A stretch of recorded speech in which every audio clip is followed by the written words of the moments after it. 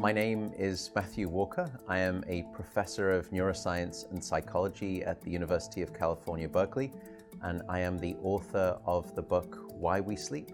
We certainly know that a lack of sleep will actually prevent your brain from being able to initially make new memories.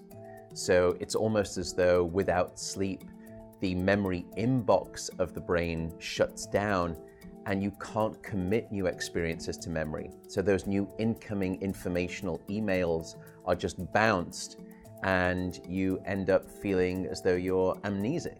You can't essentially make and create those new memories. We also know that a lack of sleep will lead to an increased development of a toxic protein in the brain that is called beta amyloid, and that is associated with Alzheimer's disease, because it is during deep sleep at night when a sewage system within the brain actually kicks into high gear and it starts to wash away this toxic protein, beta amyloid. So if you're not getting enough sleep each and every night, more of that Alzheimer's related protein will build up.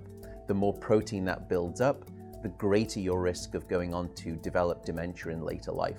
What are the effects of sleep deprivation on the body? Well, there are many different effects. Firstly, we know that sleep deprivation affects the reproductive system. We know that men who are sleeping just 5 to 6 hours a night have a level of testosterone which is that of someone 10 years their senior.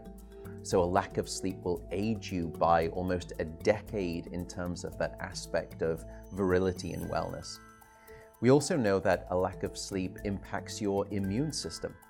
So after just one night of 4 to 5 hours of sleep, there is a 70% reduction in critical anti-cancer fighting immune cells called natural killer cells.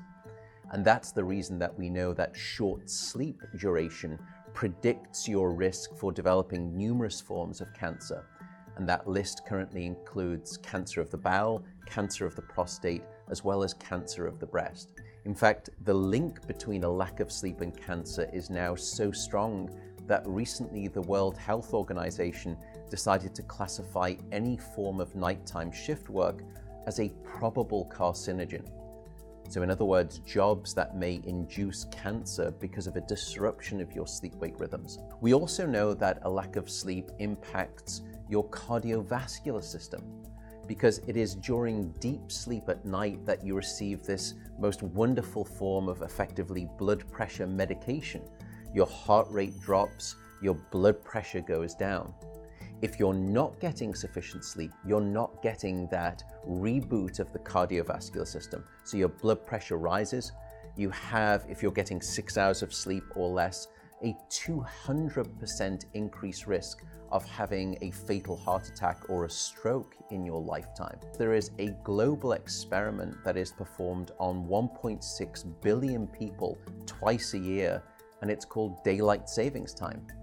And we know that in the spring, when we lose 1 hour of sleep, we see a subsequent 24% increase in heart attacks the following day. Another question perhaps is, what is the recycle rate of a human being? How long can we actually last without sleep before we start to see declines in your brain function or even impairments within your body?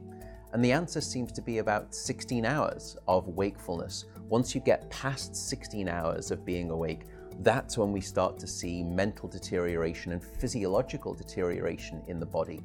We know that after you've been awake for 19 or 20 hours, your mental capacity is so impaired that you would be as deficient as someone who is legally drunk behind the wheel of a car. So if you're to ask me what is the recycle rate of a human being, it does seem to be about 16 hours, and we need about 8 hours of sleep to repair the damage of wakefulness. Wakefulness essentially is low-level brain damage.